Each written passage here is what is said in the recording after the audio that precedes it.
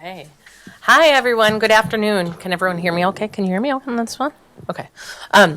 My name is Jen Drake, and I am a clinical faculty here at the UW School of Nursing, so not someone who usually presents at the research symposium. But I've been working on a team for the last few years, and this is one of the projects that we did to look at what the experience is like for parents when their child is first diagnosed with a serious and chronic health condition. So I want to kind of describe our team a little bit because I think it's something to consider when you're putting together research teams is kind of what that makeup looks like and how you can engage people who maybe have different levels of expertise. And so obviously I kind of told you about myself. I'm a clinical instructor. I've been a pediatric nurse pretty much my whole career. And have dabbled in research, right? I'm master's prepared. I'm not PhD prepared. And so have done research usually with some coaching or guidance from someone who is more experienced in research. And on our team, that was Audrey Toluchek, who's listed there at the bottom, who recently retired. But as you all may know, she's a very experienced researcher in pediatric nursing. And so she was kind of the PI at the head of our team. The other members of our team consisted of Lisa Green, who is actually a parent of two young adults with cystic fibrosis. We wanted to bring a parent into our team to be kind of our barometer a little bit and be the person who can evaluate if the themes we're pulling out from the research resonated with her. It's really based on this idea of nothing about us without us. And having her as a member of the team who could kind of, review her own experiences based on what we are finding or compared with what we were finding in the research and say, yeah, this is really ringing true or not, was really helpful to ensure that we were on the right track. And then Taylor Banky and Samantha Tarnoff were both undergraduates at the time of their participation in the team. They've both now since graduated and started their nursing career. But they were really engaged in the research. Both of them have a real passion for pediatric nursing. And so I think this brought some really interesting perspectives as a part of their education. And last but not least, is Sissy Undoma, who is a PhD student here. And she obviously brought in her growing expertise of research. And so, between the different members of the team, we all kind of were able to bring in different perspectives that really enriched our evaluation of all the literature that was out there. One of these buttons is bound to work.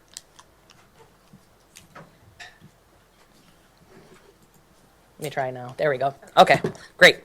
So the background to this is that we know that 20 million children and adolescents have serious and chronic health conditions in the United States. That's a really large number, but sometimes it doesn't really hold as much value as recognizing that equates to 25% of children under the age of 17. So we're talking about 1 in 4 children has a serious health condition here in the United States. And these numbers are growing, right? And we're seeing that with better diagnostic tools, more conditions being recognized and part of a diagnostic spectrum, right? And so we use this definition by Compass, Jasser, Dunn, and Rodriguez of a chronic condition as a health problem that lasts 3 months or more, affects a child's normal activities, and requires frequent hospitalizations, home health care, and or extensive medical care. And so that was kind of the basis of the definition that we used to really look at who was included in that. There are several review articles already that describe the profound impact of serious chronic health conditions on parents and families. There's a meta-analysis of 325 articles that found that the parent-child relationship tended to be less positive when the child has a chronic health condition, characterized by less parental responsiveness, greater demandingness, and overprotection. Another review that looked at 43 studies found that parents struggle to normalize their children's lives while engaging in extraordinary parenting to assure the child's survival and prevent medical complications. Parenting requires anticipating the child's special needs, restructuring family life to accommodate those needs, and modifying some of their child-rearing practices. This review also included 9 intervention studies that supported parent-child relationships. Several demonstrated efficacy, such as reduced parental depression, decreased infant irritability, and increased parental engagement with the child. But these studies were limited by a small sample size, lack of group control, participant attrition, and other non-significant findings for primary goals. Another review of 34 studies showed that after diagnosis, parents' immediate concerns included making sense of the diagnosis, learning to manage the child's medical needs, and coping with their own grief and chronic sorrow that is related to the diagnosis. And I think, we don't emphasize enough what that chronic sorrow looks like for folks that are dealing with a diagnosis like this in their child. A lot of times people are told about this grief spectrum, but that doesn't always ring true for someone when the person is still in your life, right, when they're still alive. And so that chronic sorrow model is a really excellent model that I think resonates with a lot of parents after a serious diagnosis. Challenges that they found early on included mastering the technical aspects of care, collaborating with healthcare professionals, and coordinating services. Parents did eventually become experts in managing their child's condition, and the authors concluded that the parents did not always have adequate information. They found it difficult to form effective working relationships with their healthcare providers. They lacked support in managing their child's condition and felt their expertise was not always valued, okay? And so that's an important piece that comes out, that parents really feel like they become experts in their child's care but aren't always seen that way.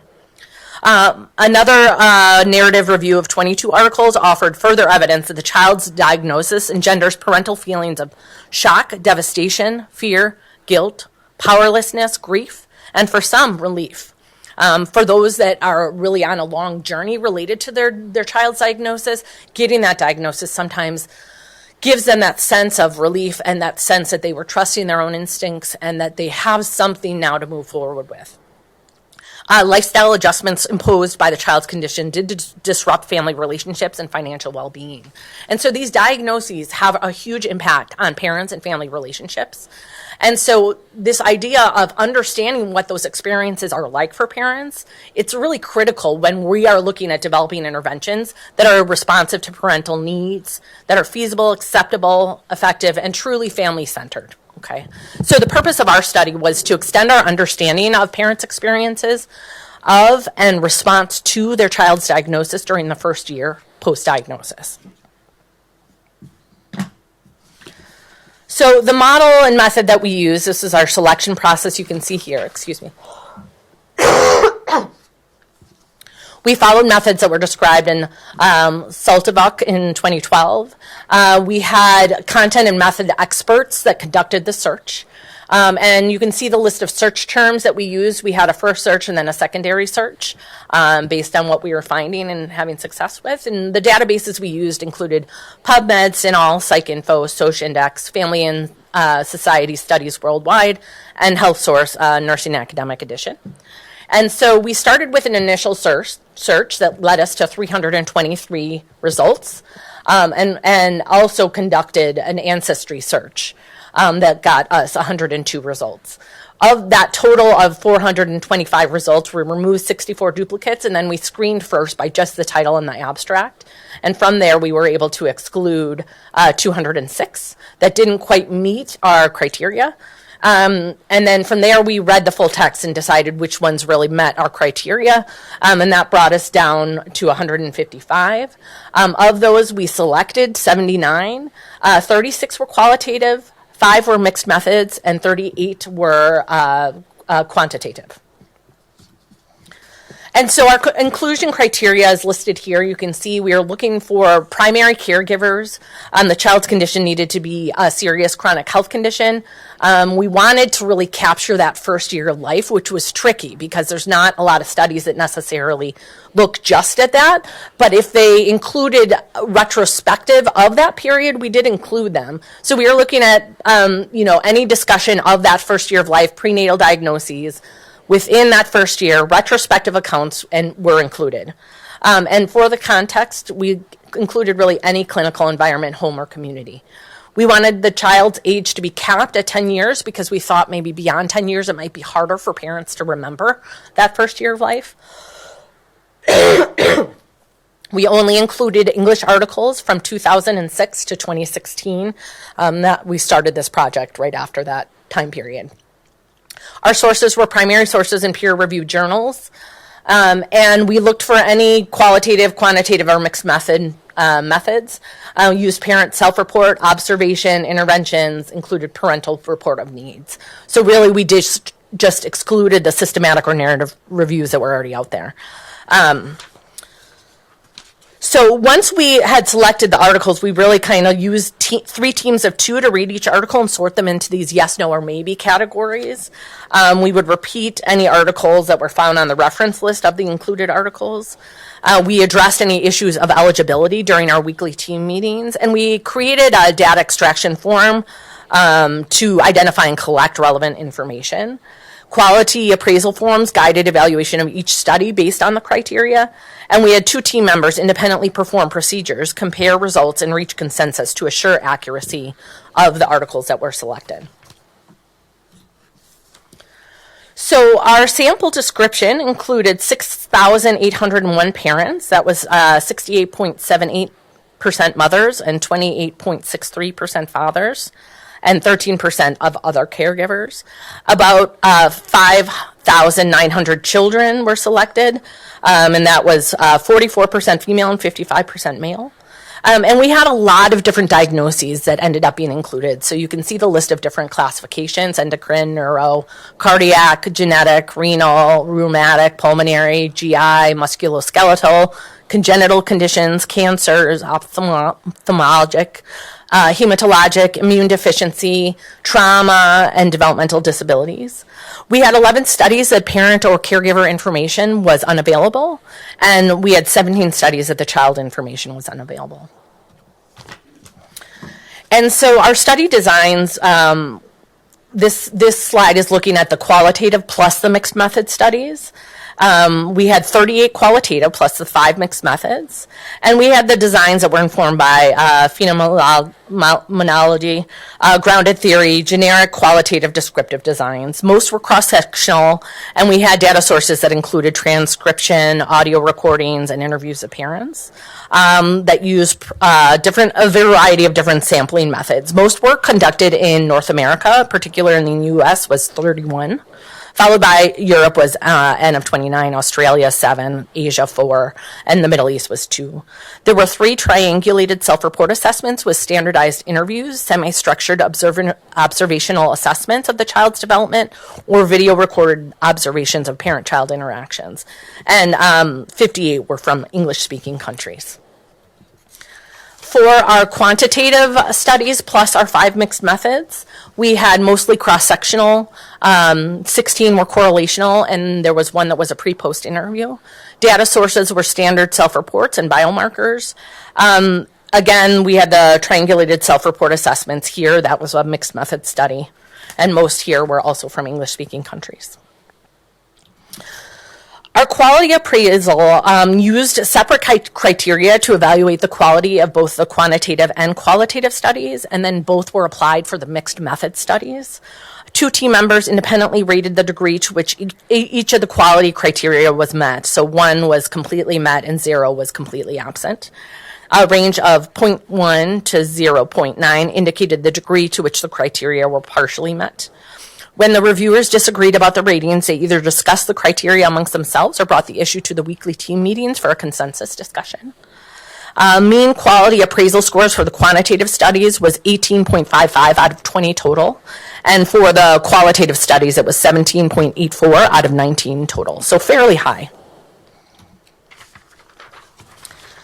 Our quality appraisal found that the most common limitations of the quantitative studies included that the literature reviews were not comprehensive or up to date, that there was a lack of theoretical framework to guide the study design, or the hypothesis was not clearly stated. For the qualitative studies, the literature reviews were not comprehensive or up to date. The lack of philosophical background to guide a study design, lack of an explanation about credibility and confirmability of the data analysis, and questionable transferability of results.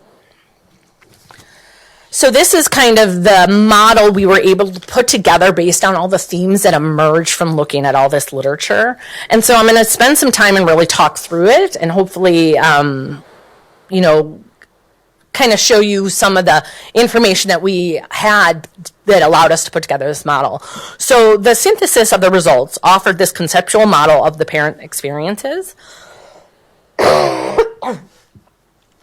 The findings showed 3 different stages, each with specific family needs, and those stages were there in the middle row. So let me see here. Pre-diagnosis, there in the left. Oh, there we go. Reactions to diagnosis there in the middle, and adaptation over time on the right. Okay. The pre-diagnosis, there were various pathways that families took to diagnosis, but many did begin at home based on changes that parents observed. Parents reported frustration and anger with the healthcare team in this pre-diagnosis period.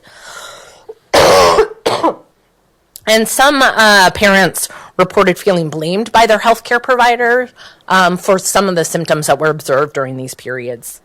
Information wasn't shared or was unavailable, and when it was available during this time, it was often unhelpful and inaccurate. And so you can see that the parent needs that are emerging in this time period are really there in that bottom box. So parents in the pre-diagnosis period really need their concerns validated. They want a collaborative approach where they're seen as partners with the healthcare team. They want prompt access to specialists. So it felt for a lot of parents like there was guarding of the specialists and they couldn't get to see who they thought they needed to see in order to kind of move things along. They need information that's accurate and available, guidance in navigating systems. So for a lot of parents, this is the first time they're really having to deal with navigating the healthcare systems. And as we all know, that is no easy task. And so for some of them, that was quite overwhelming. And non-judgmental support. So, some of these diagnoses really, again, parents reported that because of some of the symptoms their child was having, they were being questioned if they were abusing their child or neglecting their child, just not taking care of the child the way they should be, and really felt blamed by their healthcare providers. So I think it's important that the support that we provide is non-judgmental during these time periods. Once they do get the diagnosis, the reaction is pretty intense. This period is really marked by an emotional devastation. One parent in one of the studies compared this period to the war following 9/11, bombing of the World Trade Center. They talked about emotions such as shock and trauma, grief and guilt, confusion and fear, anger to diminished self-esteem. We see parents that are experiencing fatigue, a lack of leisure activities, depression, anxiety, clinical distress, marital distress, dysphoria, which can persist over time, lower quality of life, and post-traumatic stress symptoms. Again, this is another thing that is a really common theme that comes out for parents post-diagnosis, is this emergence of these post-traumatic stress symptoms. And parents aren't always told that these can continue over time. And so, they're trying to deal with whatever diagnosis they may be, and perhaps learning all these new skills that they have to learn, meanwhile having some really trauma to their mental well-being. And so I think looking at what that looks like for parents and ensuring that part of our interventions at that time period also includes, some support for parents is going to be really important. These diagnoses impacted family functioning, which was often more profound for mothers than it was for fathers. Immediate parental concerns included medication administration, daycare or school care issues, symptom management, travel, the public perception of the child, and frustration with uncertainties. But some of their long-term concerns focused on the impact of the treatment on the child's psychosocial development, their college or career options in the future, sports, future health complications, feeling different, what kind of medical supplies they would need long-term, and what their child's desirability as a marriage partner would look like. One of the themes that emerged at this time period, again, was acquiring new skills and knowledge. And they often reported informational overload. So they found this time period emotionally and intellectually challenging. Parents had difficulty retaining information and reported receiving inaccurate information and felt uncomfortable asking questions. They felt confused, alone, and ill-prepared to manage the care at home, resorting to trial and error or following the advice of support groups, which, sometimes is accurate and sometimes is very much not. At diagnosis, parents needed empathy and understanding.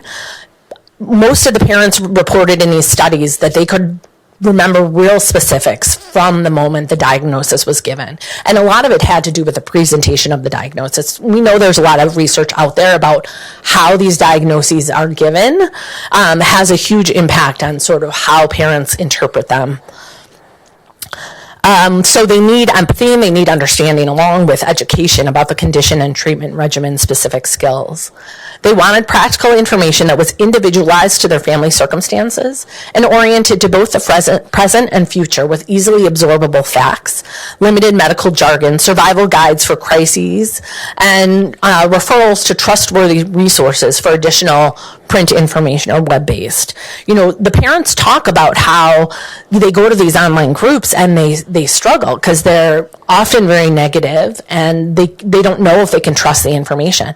And so parents want resources that they can access that are going to have good up-to-date information and that are going to meet some of these needs. So consistent information from knowledgeable, credible professionals presented in a calm and easily understandable ways reassure parents and decrease parental guilt related to their child's condition. Providers' demeanor, I kind of already mentioned this,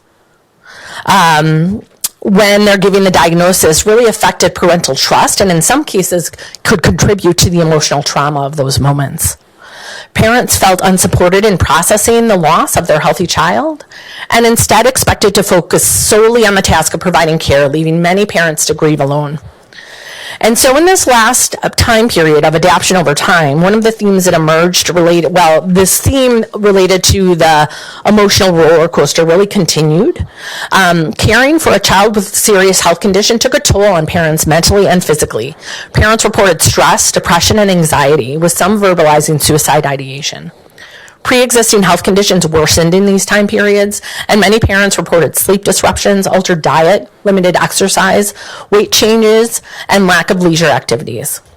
Anxiety and powerlessness became the pervasive backdrop, with a sense that their lives and those of their child had been forever altered. Emotional fluctuations that corresponded with the child's changing health status. So as the child would have a longer period of stable episodes, the parents would start to feel better. And then when they would have a flare-up of their condition, that would bring back a lot of these emotions for them. Parents, another theme that emerged was around gaining expertise and confidence, learning day to day. Ongoing learning required accessing information from multiple sources, seeking services, developing practical strategies, recognizing the child's limitations and strengths, and understanding the child's behavior and trusting their own instincts. Easy access to specialists and well-defined treatment plans were central to building parents' emerging competence and confidence. Parents faced coordination and communication challenges within and around the institutional systems. Parents noted poor communication between specialty teams and other hospital staff, felt untrusting of new providers, and needed to educate staff about their child's needs. So because of this feeling that there wasn't good communication and that they were the ones kind of holding the keys to the treatment plans, some avoided taking their child to the hospital or emergency department at all, becoming increasingly proactive about managing their child's treatment and care. Parents continued to report at times that their voices were not heard or were not understood by the medical professionals. They continued to rely on the internet as a primary information source. Online communities were a source of information and support for parents, though some reported that it increased distress and confusion with their use. Roles within the online communities shifted as parents became more experienced and confident and wanted to help out other parents that were going through the diagnostic process. Another theme that emerged at this time was advocating for their child and standing up for their child. Over time, the parents adjusted their hopes and dreams and goals for their children and themselves and their families, prioritizing their child's happiness over anything else. Parents found meaning in their relationship with their child, as well as learning to become more discerning, understanding, patient, compassionate, empathetic, and expert teachers. Over time, parents developed a sense of control and independence, reassurance and confidence, and a desire to help other new diagnosed families. And while parents felt a great attachment to their children, they continued to struggle with perceptions of child vulnerability. This was really hard for them to find the balance between protecting their child's vulnerabilities and also giving them a chance to kind of have some autonomy in their own care and not live in a bubble. Parents never stopped worrying about their child, but they learned not to take life for granted, living each day to the fullest, not to worry about the little things, and to be grateful for the lessons that their family had learned. Finding a balance was another theme that really emerged in this adaptation over time period, and this was really described as a new normal. Parents reported a disruption initially to their family routines and reported feeling robbed of their role as a parent, instead having to solely focus on controlling and supervising their child's health-related behaviors. Life revolved around the affected child's health needs, so siblings were sometimes pushed into the background. Family activities had to be carefully planned, and some of the spontaneity that they had previously was lost. Family members felt restricted in their independence and dissatisfied with their family life, as well as frustrated, resentful, and jealous of those who appeared to lead more normal lives.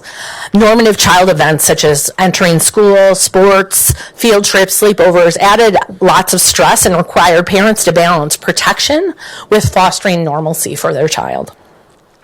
With teamwork within a family, a new normal did emerge for families. Parents intentionally balanced watchful monitoring of their child with encouraging their child's independence and self-care skills. Over time, parents learned to accept the diagnosis as part of the child in everyday life. Parents normalized their child's experience by ensuring that their child was not perceived or treated differently, by being selective about disclosing the diagnosis, avoiding restrictions on their child's activities, optimizing experiential opportunities, and focusing on their child's strengths rather than their limitations. At this time, parents really wanted providers who were friendly, approachable, knowledgeable, patient, compassionate, open-minded, accommodating parent preferences, would listen, would validate their concerns, providers who empowered parents and built rapport with the parents and the child. We also found that there were these resiliency or vulnerability factors that emerged across these time periods that appear to mediate or moderate parent and family outcomes. So some were demographic. For example, favorable adjustment included a maternal age greater than 35 years old, higher educated, being married, English speaking, non-Hispanic, and white. Poor adjustment was seen with parents with increased affective symptoms, decreased quality of life, and increased perceptions of child vulnerability, including mothers, immigrants, parents of young and or female children, as well as those with lower income and less education.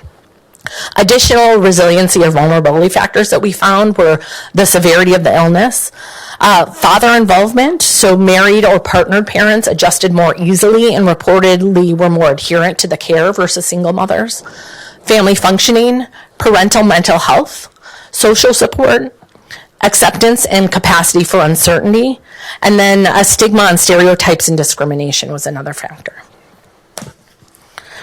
So our conclusions are really that these findings are consistent with the previous research, and we know that this study really shows that the child's diagnosis precipitates devastating emotional responses in parents. It challenges parents' mastery of complex medical information and technical skills, and is very disruptive to daily family life. Parents take extraordinary measures to assure their child's health and normalize their family's life. This model identifies some empirically based needs to guide nursing practice and future intervention research. And future research needs to include longitudinal mixed method studies, larger multi-site samples, and culturally diverse samples. So I am able to open it up for questions or comments from folks listening. Yeah, go ahead, Ann. Yeah, right. That was really nice, Jen. Ooh, now I'm augmented. So, I have similar interests in kids and adolescents with chronic conditions, and actually, I'm wondering, based on a study we just completed over at the Children's Hospital, if these findings might be shared when parents experience another vulnerable situation that their child is put in. So we actually studied transitions within and then out of the hospital and parents' experiences with those. And a lot of the things you were mentioning were also mentioned by the parents in that study. So it made me think it maybe at a higher level, the diagnostic period is obviously a period of extreme vulnerability for the family and the child. And perhaps revisiting those might be a way to, that those vulnerable times in the child's life, they're trucking along like usual, and then they have to be admitted to the hospital emergently, it disrupts everything you were doing so well. So I'm interested in terms of study settings for the studies you reviewed, were most of the diagnoses kind of obtained in a variety of settings, hospital, nursery, prenatal? Yes. Okay. Yeah, it was a pretty broad spectrum. There were some, like you said, that were diagnosed prenatally, and then some that it was a process, obtaining that diagnosis for their child. I think what you're seeing with the older children probably resonates with our parents in that theme of the adaptation over time, where they talk about this kind of, as things stabilized, things got better, but then when they'd have a flare-up or a hospitalization, it would bring back a lot of the trauma. That's actually a really good point, that it maybe the experience of having the child become vulnerable again basically throws them back to this diagnostic period. Right. Oh. And I'm assuming you're publishing this? We're trying. Just checking. Yeah, right. Yeah, go ahead. Really glad I got to attend this because I work at the Children's Hospital. I'm an oncology unit. Okay, sure. My DNP project right now is with early palliative care involvement for kids with chronic health conditions, primarily neurosurgery patients. But I'm interested if you found any protective factors, or if you looked at on the initial diagnosis, parts of the healthcare team that were involved, like palliative care, for example. We weren't looking at that specifically, but it is a good question, and I think there is a lot of research out there about, and we found that here as well, that sort of moment of diagnosis, when that diagnosis is given, can be there's a huge range of sort of that emotional experience, much based on how that diagnosis is given. So I think the question then is, having certain members present at that moment, does that mitigate kind of the delivery of the diagnosis in a way that could be more therapeutic to families, right? Yeah, go ahead, and then Karen, I'll get you next.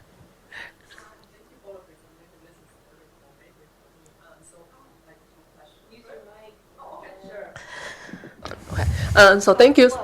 Thank you so much for the presentation. It's very informative. I have two questions. The first one is that you say when after the diagnosis with time, parents can develop a resilience, but actually it depends on social economic status, racial ethnicity. So what in your opinions, what will be look like when we design interventions focus on low socioeconomic status or low minority group? And also following by this question is that you mentioned that with this stressful diagnosis for the parents, they impact their health behaviors, and how long will it affect? Will that impact disappear with time, or it should be intervened? That's a great question. So the first one, so I think, to me, one of the points that comes out is that we have to look at those groups that have some of the vulnerability factors a little closer and see how we can better intervene for those groups. Because in a lot of ways, those are the groups that already come in with these sort of factors that are going to, make them more vulnerable and less resilient, that are going to need more intervention and more support. So we have to be careful, right, of making these blanket umbrella statements about families. But if we're looking at families and identifying that they may have some of these vulnerability criteria, we may want to make sure we're doing our due diligence and monitoring the mental health of the parents and connecting them with resources and even more so than is kind of our standard care of practice, right? Obviously, that has to be individualized family to family. But when we can see a family that may have some of these may be more prone to these vulnerability factors, it's a way that we can kind of keep a closer eye on them and ensure that we're giving them all the supports that are available to them, right? I think in your second question, because we were really focusing on just that first year of diagnosis, I think that's probably something that would happen in terms of adjusting and not having as much impact on their health that might happen beyond the first year. And I think that's a question whether or not it does, but there is a lot of research out there about the kind of the impact to the physical health and mental health of parents when their child has a chronic condition like this. And it's hard, one of the students in the undergraduate program, we were talking about diabetes, and she had shared she was diabetic and that she has a continuous blood glucose monitor, and her mom will still call her at 2 a.m. and say, "What's your plan? I see your blood sugar is getting low," right? So this is like, she's in her 20s. She was diagnosed at 9 years old. So this is a decade and a half later that her mom is still having disrupted sleep to some extent, right? Worrying about her child having a hypoglycemic event in the middle of the night. And that's just one little example. But I think we see some of that probably impact that continues on, Yeah, good questions. Thanks. Karen? Yeah, Jen, thanks for this presentation and for your work. And I'm just wondering what implications you might see from your work for the undergraduate or graduate curriculum. Well, I mean, personally, I'll say it has changed even more. Like, this project has really changed even more the way I talk to students about talking to parents and supporting parents in the hospital setting. I've always been kind of a champion of saying parents are partners in our care. And, through my own practice, I've really seen, especially kids that have sort of special medical needs, don't follow the textbook. And that's what a lot of parents will tell you, is that doctors come in and they try to, say this is the textbook and this is what works, but that does not work with my child, And I think we need to listen to those stories a little bit more. Excuse me.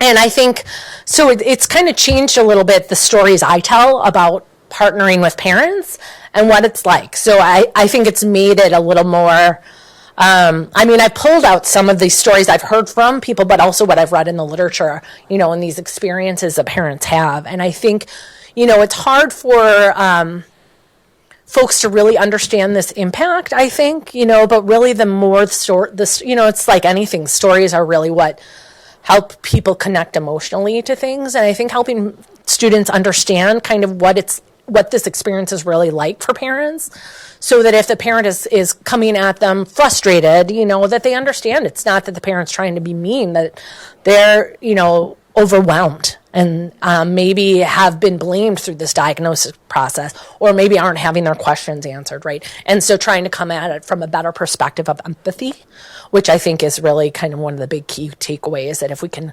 connect in an empathetic way with families throughout this process, it's really going to help them better. Yeah. I have a question. So, sorry. Nizreen, can you use your mic just because they're recording? Yeah. Yeah. So, I know that from the literature that the first year of life would be the most critical period in child development. So, I'm curious to know if you looked for the impact of the diagnosis in the parent-child relationship development at 1 year or later? So we were kind of just looking globally for all the issues that emerged. And the big thing that emerged so we were looking at the point of diagnosis, but wanting to kind of capture, like you said, that 1 year period.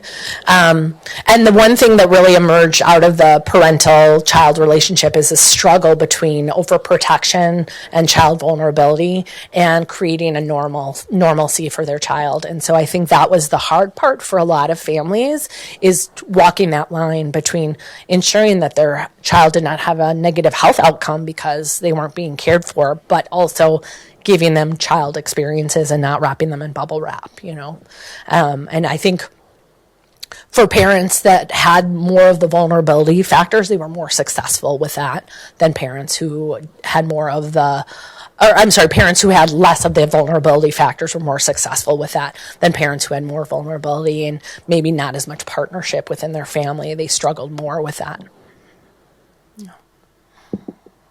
Any other questions? Yeah. I was just thinking about the curriculum for undergrad and thinking that's what I was learning about, like nursing models. And I don't know if that's a place where you could kind of tie in your research, because I feel like in pediatrics, like a lot of places follow like the primary nursing model and like how it affects communication with the healthcare team, like over time, those like frequent flyers that they have their primary team who helps them maybe like not be as frustrated with the miscommunication and things. So Yeah, great. Thank you. Yeah, that's a great idea. Yeah. Excellent. Well, thank you all so much for coming today. Appreciate it.